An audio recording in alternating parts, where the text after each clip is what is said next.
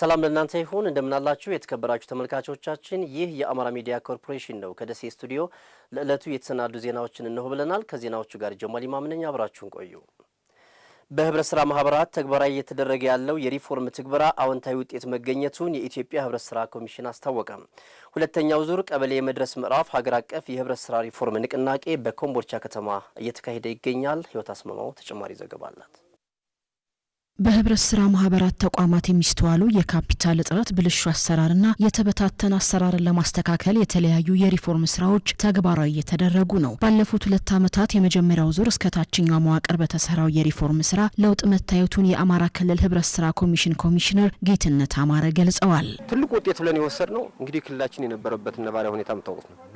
በዚህ አስቸጋሪ ችግር ውስጥ ነን ሪፎርሙ ያለምንም ሳንካ እየቀጠለ ነው። ሁለተኛው በራሳቸው ፍላጎት በርካታ ህብረት ስራ ማህበራት እየተዋሃዱ በህብረት ስራ ማህበር መደራጀት መቆጠብ እና ቀጥሎ ደግሞ ለኢንቨስትመንት ሚናውን በመረዳቱ ቁጠባ በየአመቱ ከፍ ይያለ በዚህ አመት የላስቲሩን እንተውና 4.8 ቢሊዮን ለመቆጠብ እቅድ ተይዞ ኦልሞስት በ9 ወሩ 4.4 ቢሊዮን ገንዘብ መቆጠብ ችለዋል።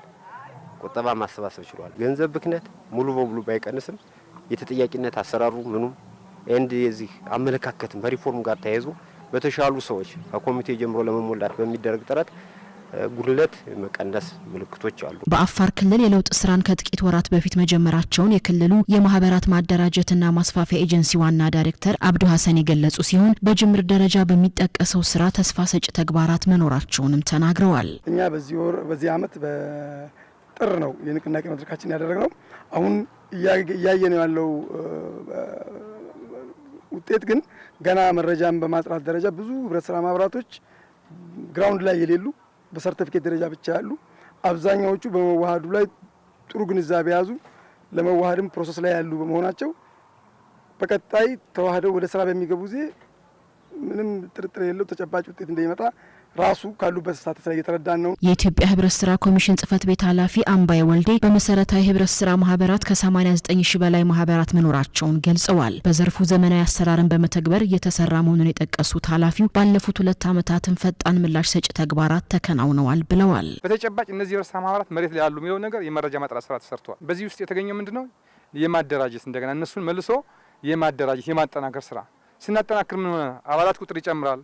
የካፒታል መጠናቸው በከፍተኛ ደረጃ ተሻሽሏል። በጣም ከፍተኛ የሆነ የካፒታል እድገት አሳይቷል። ምክንያቱም ጥራት ያለው አባል ተገኝቷል።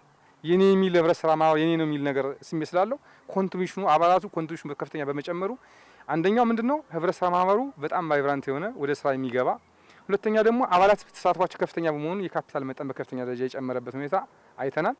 አሰራራቸውን አመራራቸውን የፋይናንስ አጠቃላይ አደረጃጀታቸውን አቅማቸውን የሚያሳድግ ስራ ተሰርቷል። በጣም ከፍተኛ ለውጥ አለ ማለት ነው። የአማራ ክልል ምክር ቤት ዋና አፈ ጉባኤ ፋንቱ ተስፋዬ በህብረት ስራ ማህበራት ውስጥ የሚስተዋሉ ክፍተቶችን በማስተካከል እየተሰራ መሆኑን ገልጸው ስልጠናው ሰልጣኞች ክፍተታቸውን የሚሞሉበት መሆን እንደሚገባው አስረድተዋል። በህብረት ስራ ማህበራት ዙሪያ ውስጥ የሚሰሩ መልካም ተሞክሮች አሉ። በተለይ የገበያ ማረጋጋት ወደ ኢንቨስትመንት መግባት ጋር ተያይዘው የሚሰሩ ጅምር ተግባራቶች አሉ።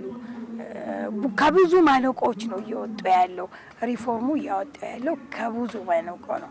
አሁንም ግን በጣም መስራት መነጋገር በመልካም ነገሮቹን ለማጎልበትም የጋራ መግባባት መያዝ ያስፈልጋል።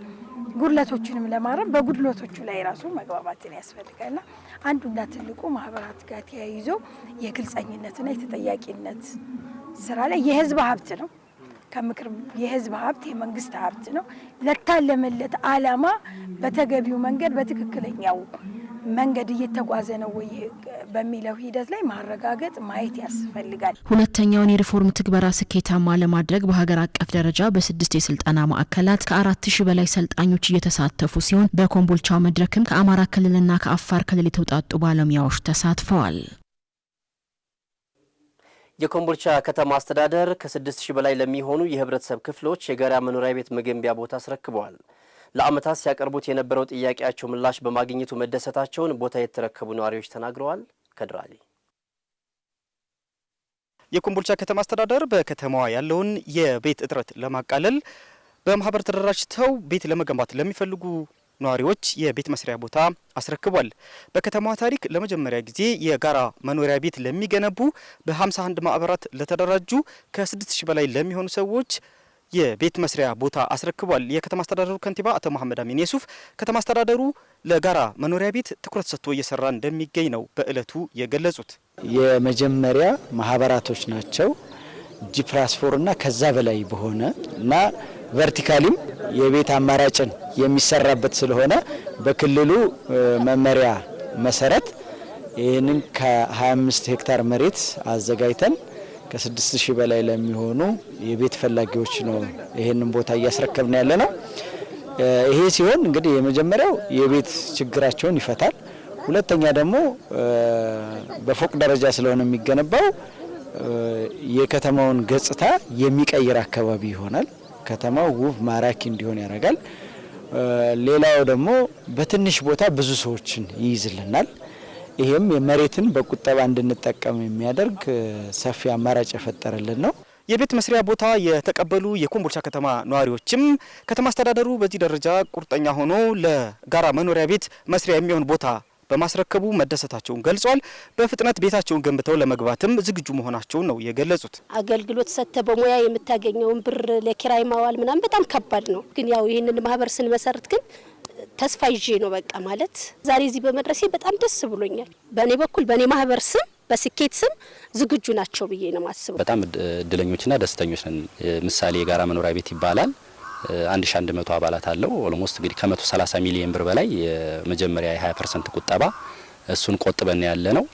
አሁንም በተመሳሳይ 130 ሚሊዮን ብር ለካሳ ክፍያ ትልቁን ብር የከፈል ነው እኛ ነን እና የቤቱን የመሰረት ማውጫና የመገንቢያ መጀመሪያ ወደ 700 ሚሊዮን ብር ገደማ ኦልሞስት ቆጥበናል። ሁላችንም 6000 አባላት ማለት ነው። የቤት መስሪያ ቦታ የተረከቡ ነዋሪዎች ከተማ አስተዳደሩ የተለያዩ የመሰረተ ልማቶችን ጎን ለጎን እንዲያሟላላቸውም ጠይቀዋል። የኮምቦልቻ ከተማ ከንቲባ አቶ መሐመድ አሚን የሱፍም ነዋሪዎቹ ቤታቸውን በፍጥነት ይገንቡ፣ ከተማ አስተዳደሩ መሰረተ ልማቶችን ይገነባል ነው ያሉት። መሰረተ ልማት የመንግስት ኃላፊነት አለ፣ የማህበራቶቹ ኃላፊነት አለ።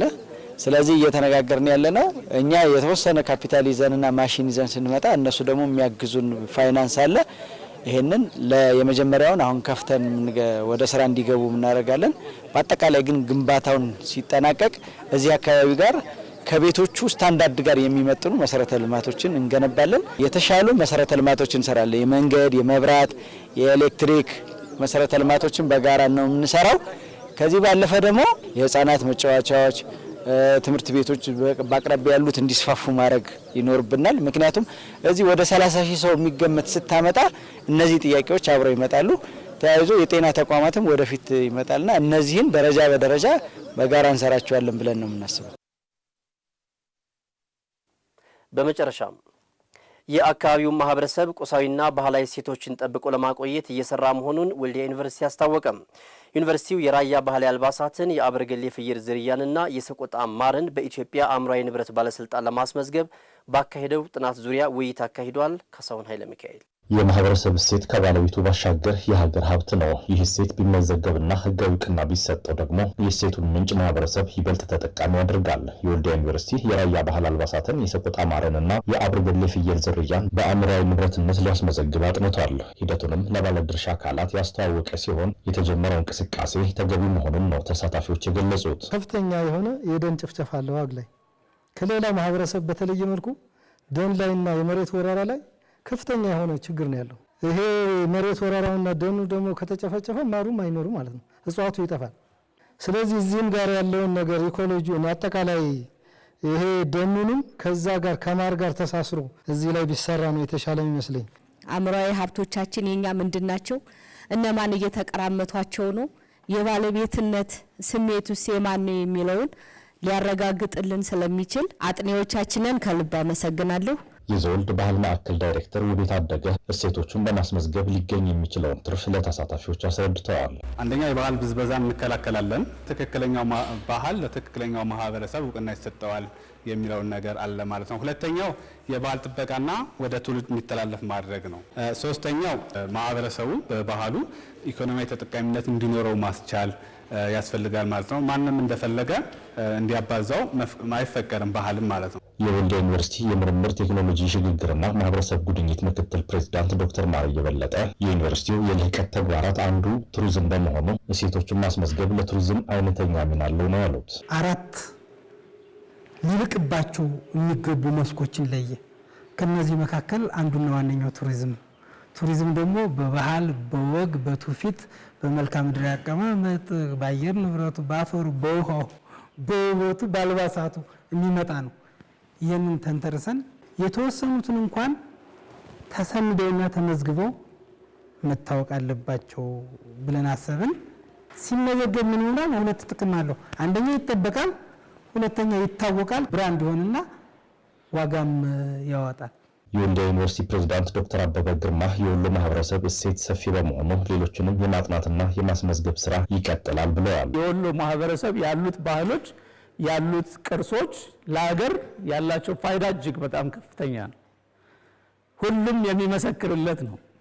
በዛ ውስጥ የተቃኘ ማህበረሰብ ደግሞ ለሀገር ግንባታም ለዓለም መታየት በሚችልበት አቅም ላይ የሚያደርግ ትውልድን መፍጠር የሚችል ማህበረሰብ ይኖራል ብዬ ነው የማስበው። እኛ አሁን ትንሿን ነገር ነው እያነሳን ያለ ነው እንጂ በተከታታይ ወደፊት ግን በርከት ያለ ስራዎችን እንሰራለን።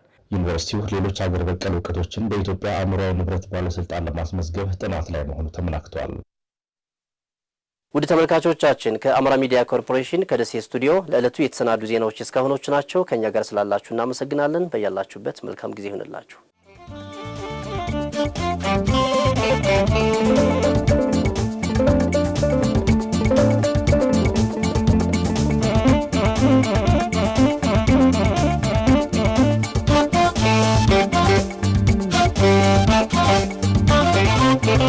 Thank you.